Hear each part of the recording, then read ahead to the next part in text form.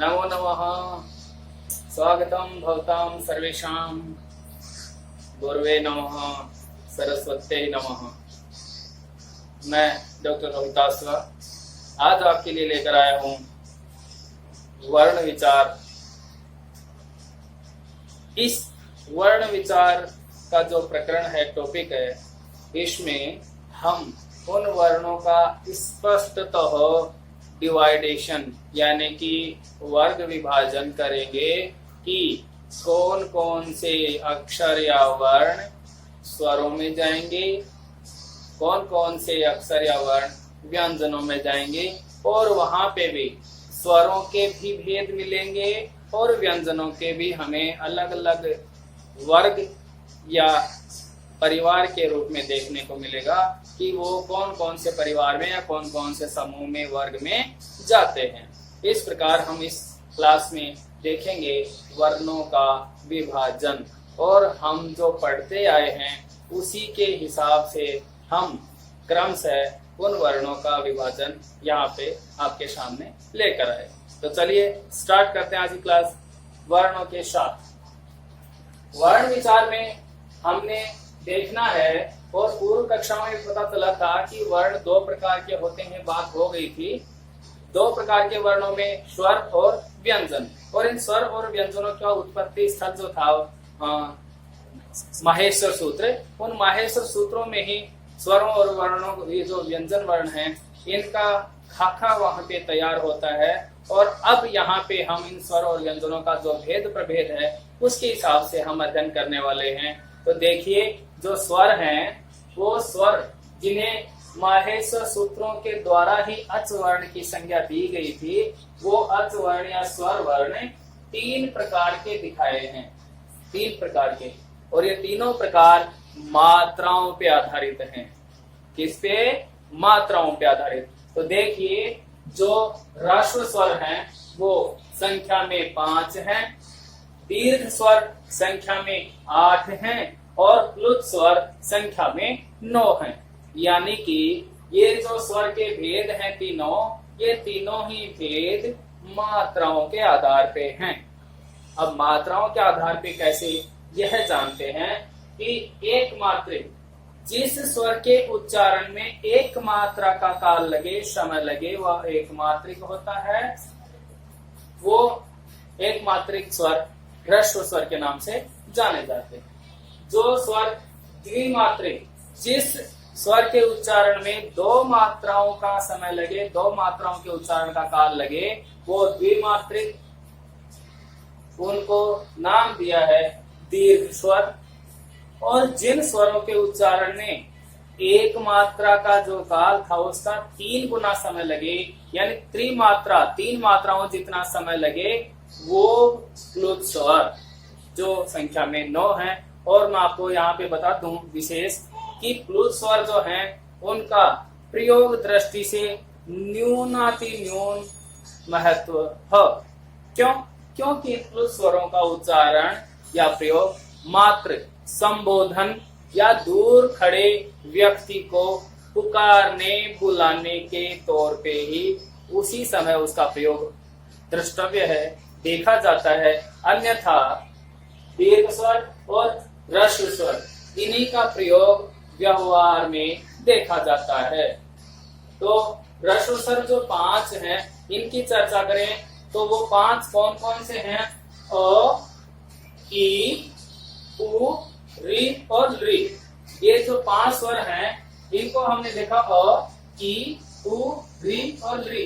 ये माहेश्वर सूत्रों में भी शुरुआती जो माहेश्वर सूत्र थे वहीं पे इनकी संख्या आ गई थी। वो पांचों के पांचों मूल स्वर हैं। यहाँ पे लिखा भी हमने, ये सारे के सारे पांचों के पांचों क्या है? मूल स्वर हैं। मूल स्वर यानी अगर दीर्घ स्वर या प्लुत स्वर भी अगर बनते हैं तो इनसे ही, इन्हीं की मात्राओं को बढ़ा करके, मात्रा काल को बढ़ा करके बनेंगे।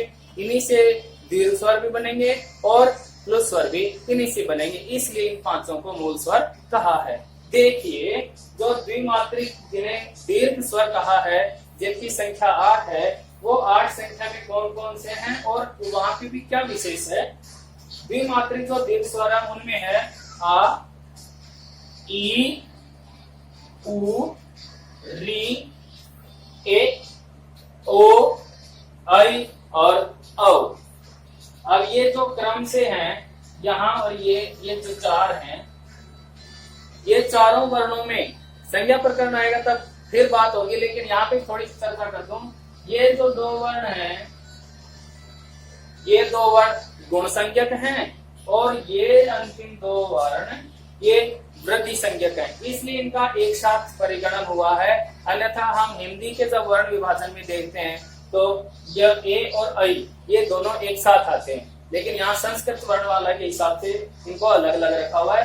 दीर्घ स्वरों में आ, ई, उ, री, चार ये हो गए और चार ये अंतिम ए, ओ, आई, औ, ये चार ऐसे मिलाकर के ये दीर्घ स्वर 8 हो गए हैं। लिखा है ये जो चार अंतिम जो दीर्घ स्वर हैं ये चारों के चारों संयुक्त अक्षर हैं। संख्या में 4 हैं, संयुक्त अक्षर हैं। संयुक्त अक्षर कैसे हैं? यह ए, ओ, आई और औ ये चारों अक्षर कहीं ना कहीं दो दो स्वरों से मिलकर के बनते हैं, संयोग से बनते हैं, इसलिए इनको संयुक्त अक्षर कहा है। इनकी चर्चा थोड़ी सी मैं कर दूं। यहाँ पे ये जो ए है वो ए अ प्लस ई बराबर ए, अ और ई के योग से ए बना है। जो एक ओ है वो ओ बना है अ प्लस उ बराबर ओ। ये जो आई है वो बना है अ प्लस ए बराबर आई, और ये जो बना है ओ ये बना है अ प्लस ओ बराबर औ। यानी स्थिति हमें ऐसी प्राप्त होती है कि मूल स्वर दो मूल स्वर बनके एक दीर्घ स्वर का निर्माण कर रहे हैं। यहाँ पे दो मूल स्वर दीर्घ स्वर का निर्माण कर रहे हैं, यहाँ पे भी एक मूल और एक दीर्घ दोनों मिलकर दीर्घ स्वर का। इस प्रकार से ये चार संयुक्त अक्षरों का निर्माण होता है। इन चारों संयुक्त अक्षरों को भी हम द्विमात्रिक मानते हैं। एक एक मात्रा इनकी हो गई है।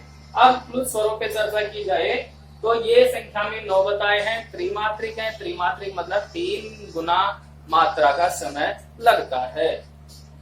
अ, ई, उ, री, री 5 तो ये हो गए मूल स्वर और 4 संयुक्त अक्षर। 5 मूल स्वर और 4 संयुक्त अक्षर हो गए हैं।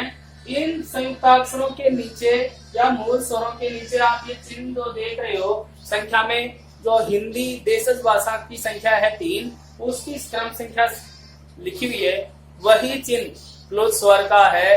क्यों? प्लुत स्वर में कितनी मात्राएं लगनी है? 3। इसीलिए त्रिमात्रिक का इशारा या चिन्ह के रूप में हमने यहाँ पे 3 की संख्या का संकेत कर दिया है, जिससे पता लग जाए यहाँ पे जो है वो प्लुत स्वर है। अन्यथा इस चिन्ह के नहीं रहने पर इस अ में और इस अ में कोई अंतर नहीं होगा। फिर हम बता नहीं सकते कि यह स्वर मूल स्वर यानी कि ह्रस्व है या प्लुत।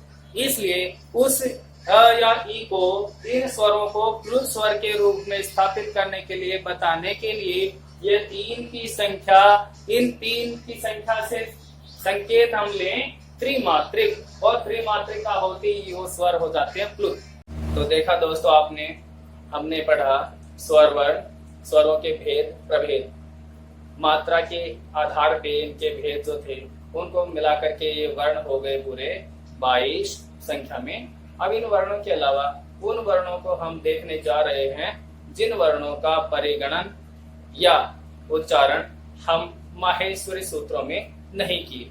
उन माहेश्वरी सूत्रों में परिगणन नहीं होने के कारण ही इन वर्णों को अयोगवाह वर्ण कहा जाता है। अयोगवाह वर्ण कितने हैं, कौन कौन से हैं, कितने प्रकार के हैं, ये सारी बातें आपके सामने होंगी। उससे पहले शब्द लिखा हुआ है अयोगवाह। इस अयोगवाह शब्द पे थोड़ा सा दृष्टिपात किया जाए तो शब्द है अयोगवाह। इसको बांट ले हम अ, योग और वाह। 3 शब्दों में हमने बांटा इसको, अ, योग और वाह। अ का मतलब निषेधात्मक होता है, हम सभी जानते हैं। योग का मतलब जोड़ या मिलाना, और वाह का मतलब होता है ले जाना।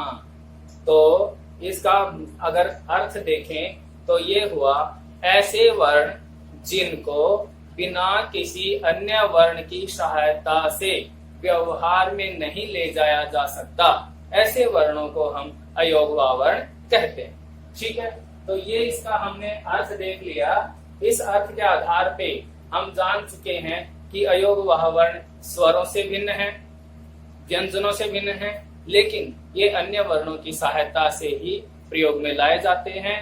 ये स्वतंत्र अपने आप में कहीं प्रयुक्त नहीं होते। अब एक सूत्र की तरफ मैं ले चलता हूं आपको, जो कि इन अयोगवाह जो वर्ण हैं इनको डिफाइन करता है। वो सूत्र है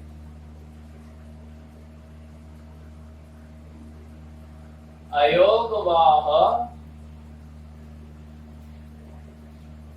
विज्ञेयः आश्रय स्थान भागिना।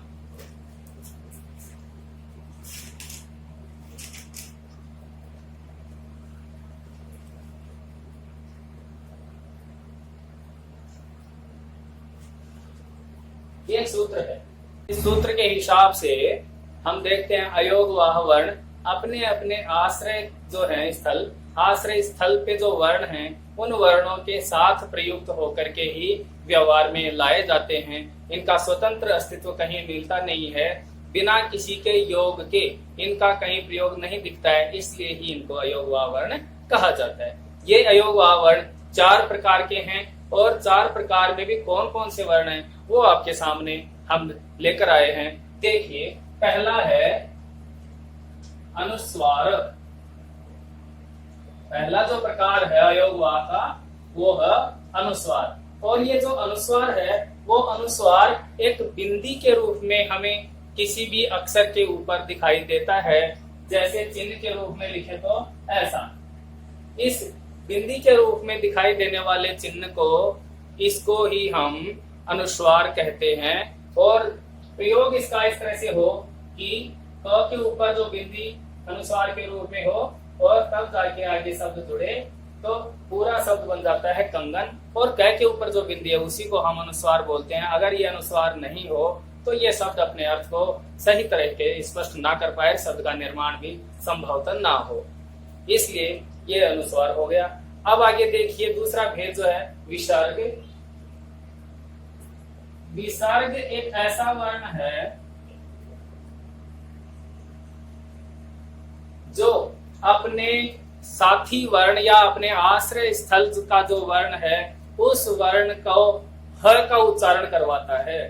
जैसे ये चिन्ह के रूप में लिखे तो इस प्रकार लिखा जाएगा, और इसका उदाहरण देखा जाए तो ये होगा इस प्रकार से राम।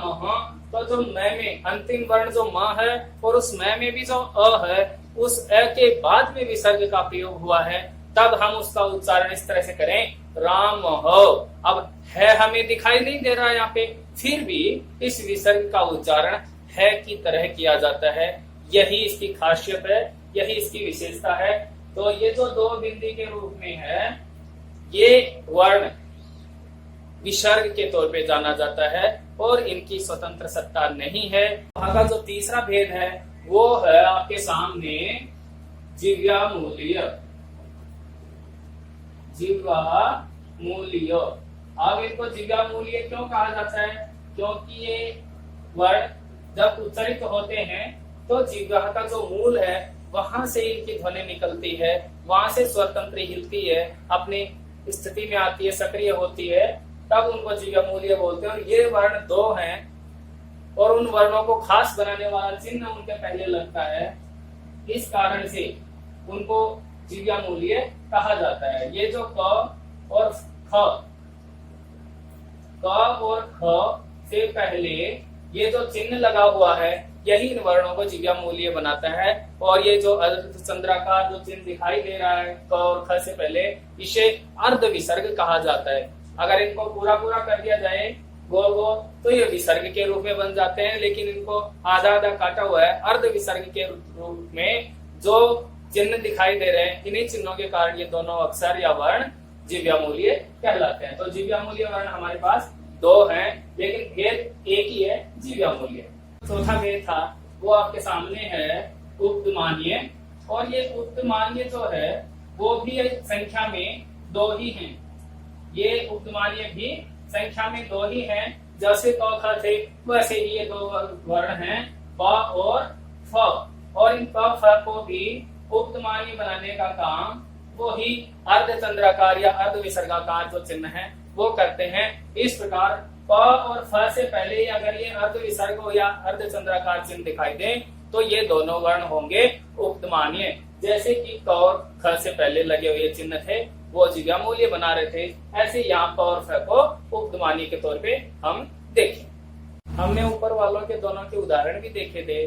अब मैं चाहता हूँ कि आपके सामने जिव्यामूल्य और उपदमानीय जो दो भेद हैं इनके उदाहरण रखें तो बात स्पष्ट हो जाएगी। तो आपको ले चलता हूँ इनकी तरफ। ये जो दो उदाहरण हैं ये अपने आप में जो पहले दो उदाहरण हैं वो जिव्यामूल्य के, और बाद वाले जो दो उदाहरण वो इस उपदमानीय के हैं। तो देखिए बालक क्रीडति, यहाँ पे बाल क्या होगा, यहाँ पे जिव्यामूल्य होगा। अब देखिए उपदमानीय में भी बालक पतति, ये जो प पतंग है इस प से पहले, प वर्ण से पहले ये विसर्ग या अर्ध विसर्ग का चिन्ह होने से ये प और ये चिन्ह ये दोनों मिलके अपने आप में उपदमानीय बनते हैं। ऐसे ही ये फल से पहले जो चिन्ह है वो उसे उपदमानीय बनाता है। इस प्रयोग दृष्टि में या इस व्यवहार में या इस तरह का वाक्य देख करके आपसे पूछे कि इनमें से बताइए वृक्ष फलति इत्यत्र उपदमानीय वर्ण कह, ऐसी स्थिति में आपको ध्यान रखना है उपदमानीय वर्ण दो ही होते हैं, प और फ, जिनके पहले अर्ध विसर्ग होता है। और ऐसा उदाहरण देकर के पूछे कि बताइए जिव्यामूल्य कौन सा है, तो क और ख दो ही ऐसे वर्ण हैं जिनके पहले ये अर्धचंद्राकार या अर्ध विसर्गाकार चिन्ह होता है, जिसकी कारण से हम उनकी पहचान जिव्यामूल्य और इनकी पहचान उपदमानीय के तौर पे करते हैं। आप इनका स्क्रीनशॉट ले लीजिए ताकि पूरी बात हो जाए। स्वर वर्णों और अयोग वर्णों के बाद ले चलते हैं आपको ऐसे वर्णों की तरफ जो कि भाषा के लिए बहुत जरूरी हैं, वो हैं व्यंजन वर्ण। तो आइए मिलते हैं व्यंजनों से। ये व्यंजन वर्ण भाषा के लिए उसी प्रकार अत्यावश्यक है जैसे कि किसी शरीर को चलायमान रखने के लिए भोजन की जरूरत पड़ती है। और ये व्यंजन संख्या में 33 है। ये व्यंजन संख्या में 33 है। जैसे शरीर को चलायमान रखने के लिए भोजन की जरूरत पड़ती है, वैसे ही भाषा को पोषण देने के लिए व्यंजनों की बहुत ज्यादा जरूरत पड़ती है। और वैसे भी व्यंजन जो शब्द है उसका हिंदी में अर्थ भी होता है भोजन। ठीक है, तो ये जो व्यंजन है 33, इनको भी हम अलग अलग वर्ग विभाजन करें तो दो तरह से बांटते हैं, एक वर्गीय व्यंजनों के तौर पे और दूसरा अवर्गीय व्यंजन। तो आइए देखते हैं वर्गीय व्यंजन और अवर्गीय व्यंजन। वर्गीय व्यंजन संख्या में 25 है। वर्गीय व्यंजन तो संख्या में 25 है, और जो अवर्गीय व्यंजन है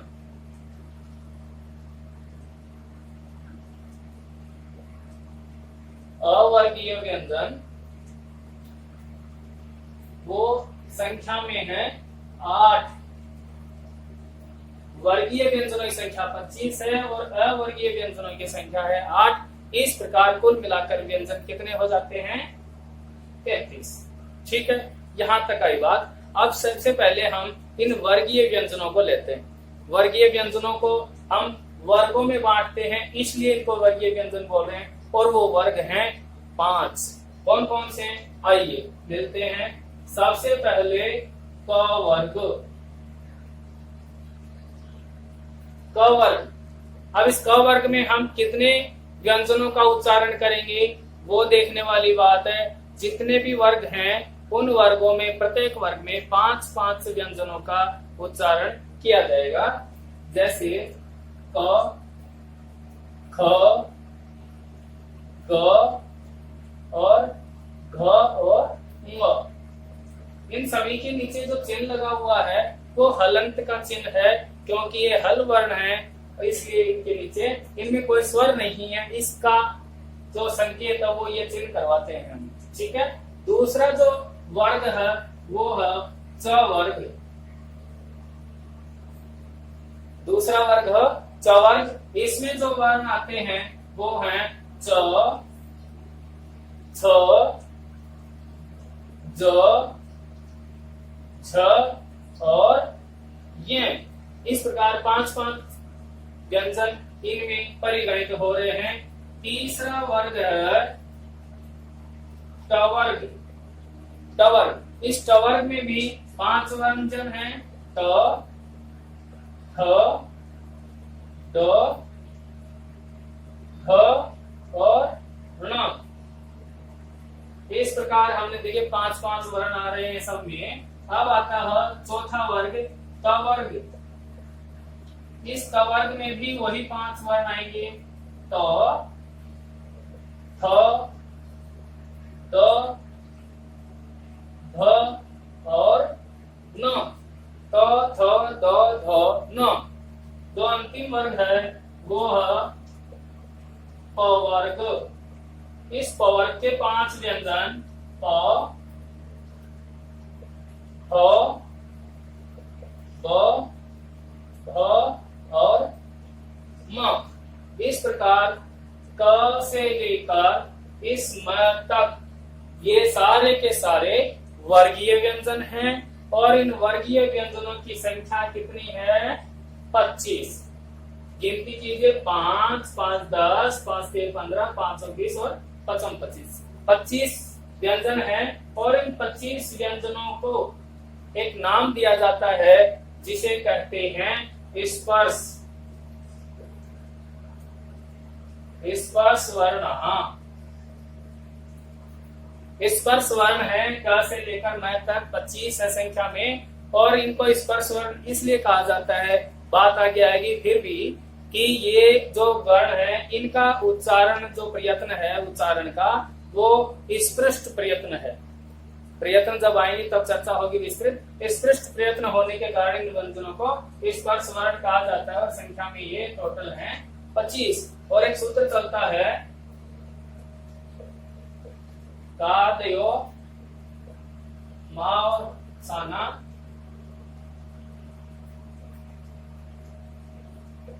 स्पर्शा। कादयो माव साना स्पर्शा। इस सूत्र के अनुसार क आदि यानी क से लेकर म अवसान मैं के अवसान होने तक, यानी क से लेकर मैं तक के जो भी वर्ण है वो सारे स्पर्श संज्ञक हैं, और स्पर्श वर्ण संख्या में 25 हैं। ये आपके सामने वर्गीय व्यंजनों का खाका तैयार हो गया। आप चाहे तो इसका स्क्रीनशॉट ले सकते हैं। अब जो इसका दूसरा भेद है उसको देखेंगे हम।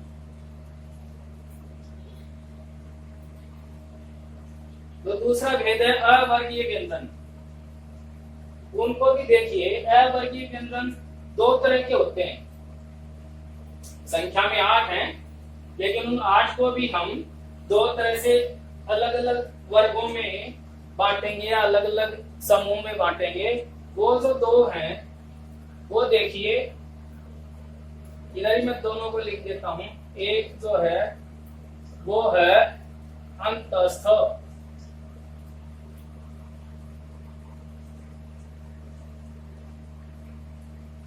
अंतस्थ। अंतस्थ वर्ण संख्या में 4। कौन कौन से हैं? य, व, र और ल। कितने हो गए ये? 4। अंतस्थ वर्ण संख्या में 4 हैं, और आपके सामने है य, वो, र, ल।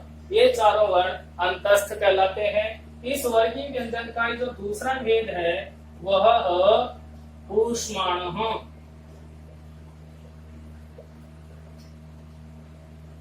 ऊष्माण, ये भी संख्या में 4 हैं। यानी कि अंतस्थ वर्ण भी 4 और ऊष्म वर्ण भी 4। चारों अंतस्थों को हमने देखा, य व र ल, ये चारों वर्ण अंतस्थ हैं। तो ऊष्म वर्ण कौन से हैं? श तालव्य, मूर्धन्य श, दंत्य श और थ। ये 4 वर्ण जो हैं, ये चारों वर्ण ऊष्म वर्ण आते हैं, श, श, स और ह। इस प्रकार ये 4 ऊष्मा और 4 ही अंतस्थ, दोनों को मिला के वर्गीय अवर्गीय व्यंजन 8 हो जाते हैं और संख्या दोनों के मिला के 25 और 8 की 33। इस प्रकार व्यंजन वर्ण का जो खाका है वो तैयार हुआ। आप इसका भी आप स्क्रीनशॉट ले सकते हैं। अब इन व्यंजनों के बाद हम देखें तो 4 ऐसे वर्ण आ जाते हैं हमारे सामने जिनका नाम देखना हो तो उन्हें कहते हैं यम वर्ण।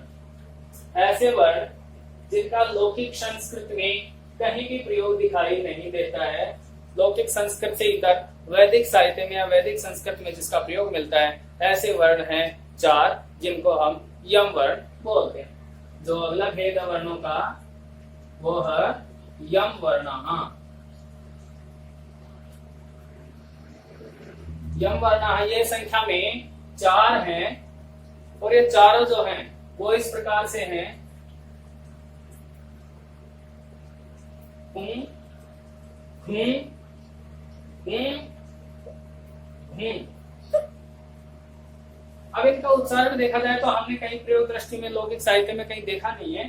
क, उसके नीचे उ की मात्रा अनुनासिक अच है। कैसा है?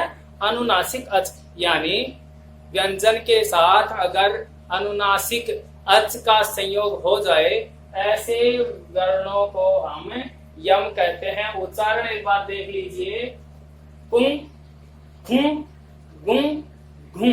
इस प्रकार से इनका उच्चारण किया जाता है। हमने अभी तक सुना नहीं है, देखा नहीं है, इसलिए हमें अटपटा लग सकता है, लेकिन इन वर्णों का प्रयोग वैदिक साहित्य में अनेकों अनेक जगह मिलता है। इसलिए इनको बस मूल रूप में वर्णों की संख्या के तहत या पाणिनि जी के आदेश अनुसार हमें याद रखना है। बाकी ये चीजें व्यवहार में लागू नहीं है और अगर रीड लेवल पे देखा जाए तो इनकी परिगणन भी वहां पे नहीं होता है। तो इन 4 वर्णों को देख लिया आपने, कुं, खुं, घुं, घुं। ये चारों वर्ण यम वर्ण कहलाते हैं। इन वर्णों, चारों वर्णों के अलावा एक वर्ण और आता है जो वो भी वैदिक साहित्य में हमें देखने को मिलता है, जिसका प्रयोग वैदिक साहित्य में मिलता है और उसमें एक उदाहरण के तौर पे भी है। उसको पहले मैं लिख दूं यहाँ पे, कौन सा वर्ण है वो? 2 बिंदियों को जोड़ के चलने वाला है। वैसे ये ल का ही विकृत रूप है। जो ल वर्ण होता है उसी का, जैसे ये ल वर्ण हो गया, इस ल वर्ण का ही विकृत रूप है। इसको और कैसे बढ़ा दिए इन्होंने, यहां से इसको मिला दिए, यहां से इसको मिला दिए। इस तरह से जो 2 मिली हुई बिंदुओं का जो रूप होता है वही ल के रूप में होता है। इसको हम ल बोलते हैं, जैसे देशज भाषा में बोलते हैं केला होता है, केला, ला है वहां पे, ल वर्ण है, लेकिन उस ल को ल बोल देते हैं हम बिगाड़ करके, या विकृत रूप में बोलते हैं केड़ा। तो वैसे ही ल का विकृत रूप ये जो है ल है। आपको दोबारा बना के दिखा रहा हूं मैं। जैसे ये ल वर्ण है, इस ल वर्ण को अगर इस तरह से पैक कर दिया जाए तो ये बन जाता है ळ। और इसका उदाहरण देख लीजिए आप, अग्नि सूक्त में आता है अग्नि मीळे पुरोहितम, वैदिक साहित्य में अग्नि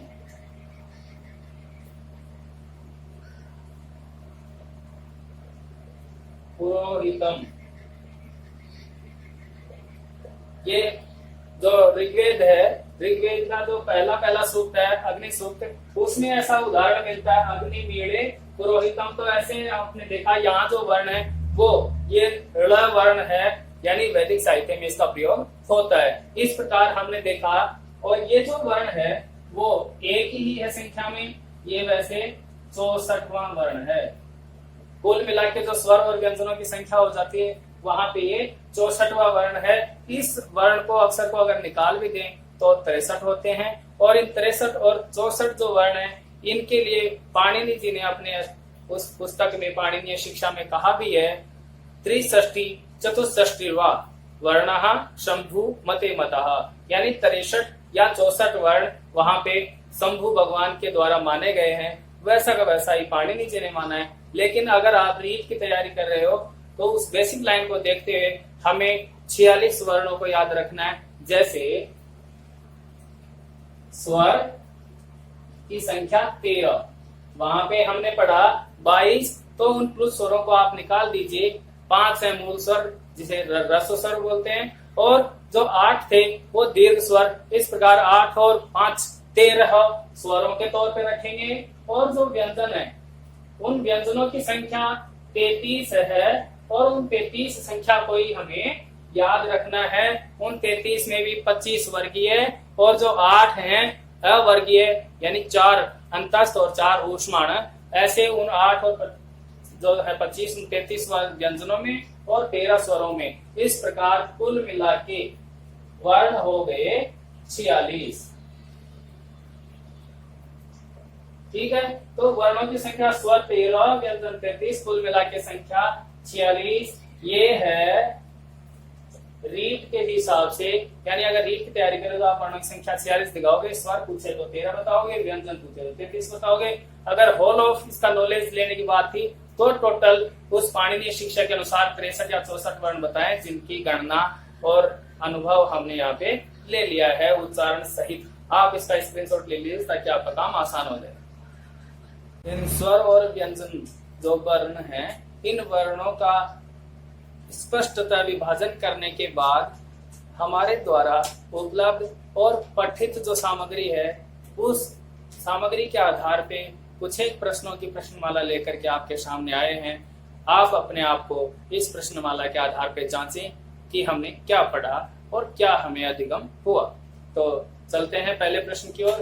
पहला प्रश्न है ह्रस्व स्वराः कति, यानी कि ह्रस्व स्वर जिन्हें मूल स्वर कहा था वो संख्या में कितने हैं। विकल्प है आपके सामने 2 यानी 2, त्रयः यानी 3, चत्वारः यानी 4 और पंच यानी 5।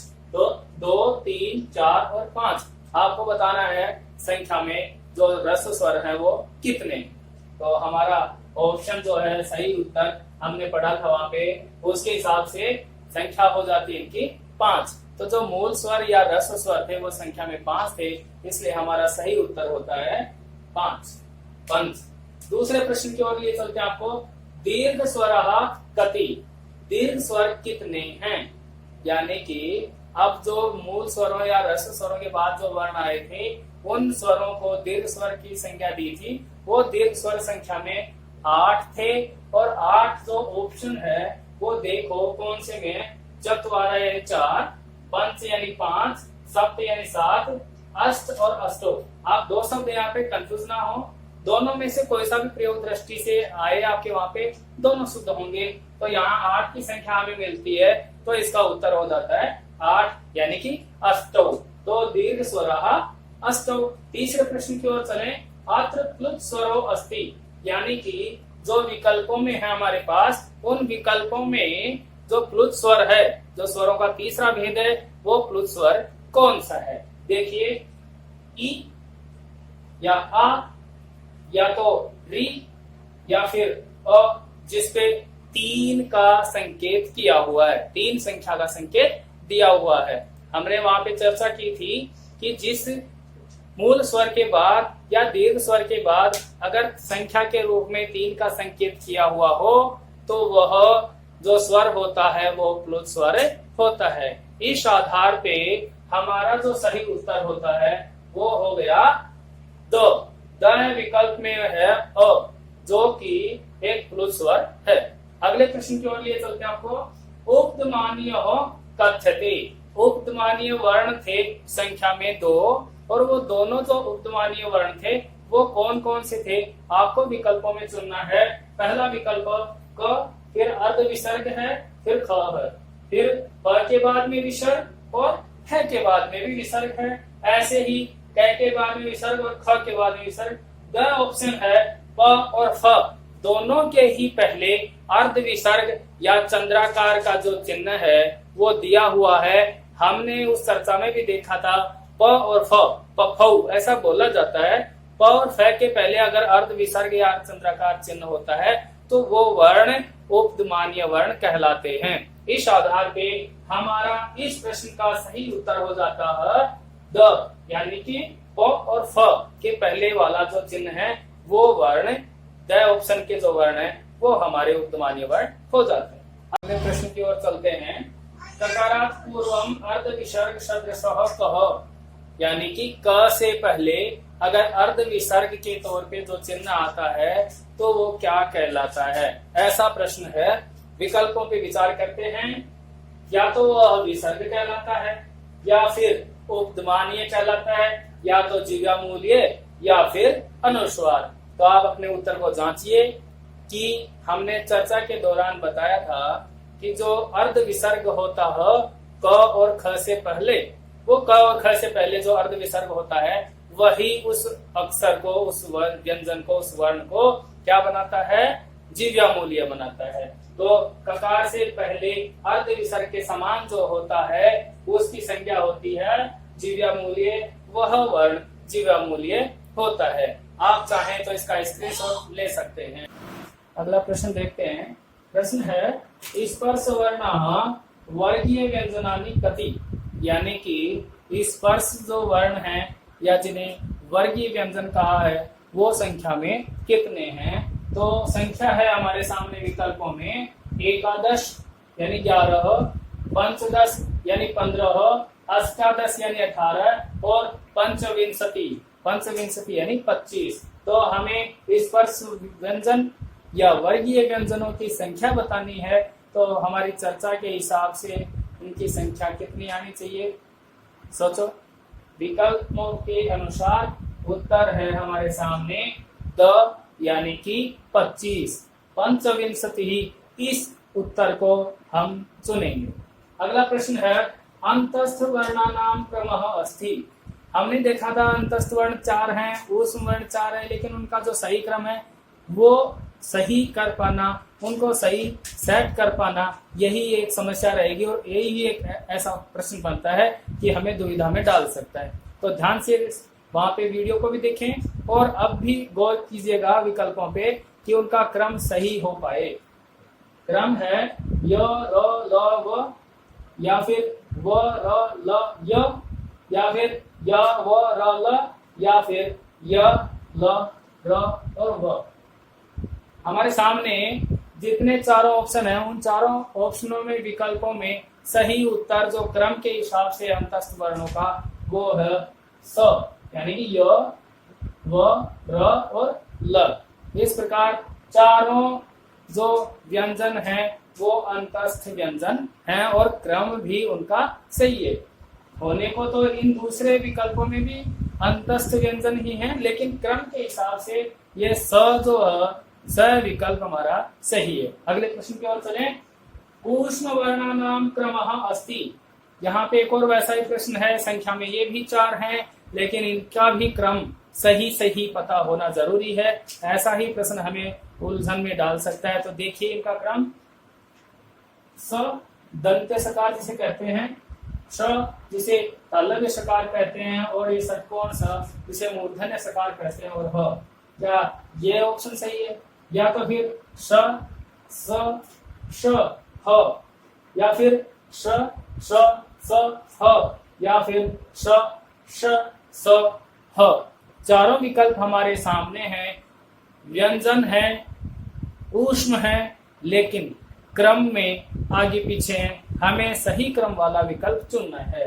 तो इन पे चर्चा करने के बाद, देखने के बाद हमें पता चलता है कि हमारा जो विकल्प स हो वह ऊष्म वर्णों के क्रम के हिसाब से एकदम सटीक है, सही है। तो हमारा उत्तर हो गया श, जिसमें चारों व्यंजन सही क्रम में लगे हुए हैं। अगला प्रश्न देखिए। तादयो मावसानः कथ्यन्ते, यानी कि एक सूत्र हमने बीच में लिया था, तादयो मावसानः स्पर्शः, यानी कैसे लेकर म तक के जो 25 व्यंजन थे जिन्हें वर्गीय व्यंजन कहा था, उनको एक नाम और दिया था जो था स्पर्श वर्ण। तो यहाँ यही पूछा है कि उनको क्या कहा जाता है। विकल्पों पे चलें अंतस्थ कहा जाता है, या फिर ऊष्माण कहा जाता है, या फिर स्पर्श कहा जाता है, या इनमें से कोई भी नहीं। तो मैंने बताया, आपने पढ़ा सुना, उसके हिसाब से विकल्प जो स है स्पर्शः वह इसका सही उत्तर हो जाता है। अगले प्रश्न की ओर ले चलूं। अंतिम प्रश्न है आज का, यम वर्ण को अस्ति, यानी कि लास्ट में जो वैदिक प्रयोग में आने वाले 4 यम वर्ण बताए थे, उन चारों यम वर्णों में से इनमें से कौन सा है, बाकी नहीं है 3, तो वो हमें छांटना है। ऑप्शन है पु, कु, खु या फिर चंद्र बिंदी वाला कु। इनमें से हमें देखना था, 4 वर्ण बताए थे चंद्र बिंदी सहित, उकारांत थे वो कुं, खुं, गुं और घुं। इन चारों में से हमारे पास ऑप्शन में कु है, लेकिन इन पे चंद्र बिंदी नहीं है। इस प्रकार ये तीनों ही विकल्प खारिज हो जाते हैं। ऑप्शन बचता है द, जिसमें कुं है। यही हमारा सही प्रश्न है का उत्तर है। अब इन प्रश्नों का आप स्क्रीनशॉट ले सकते हैं। हम अगली वीडियो में नए टॉपिक के साथ मिलेंगे, तब तक के लिए नमस्कार।